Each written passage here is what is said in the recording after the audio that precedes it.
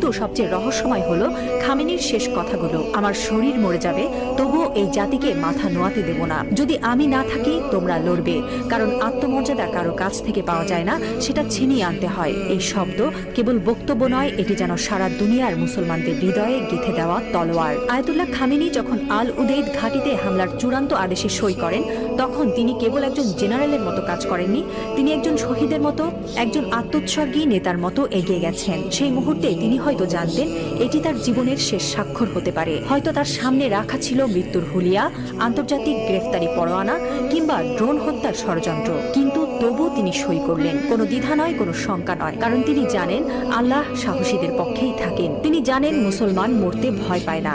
যারা আল্লাহর পক্ষে থাকেন তারা জানে মৃত্যু মানেই পরাজয় নয়, বরং আত্মত্যাগী বিজয়ের শুরু। এই একজন মানুষ এখন আর কেবল ইরানের নেতা নন, তিনি হয়ে উঠছেন সারা বিশ্বের মুসলিম উম্মার প্রতীক।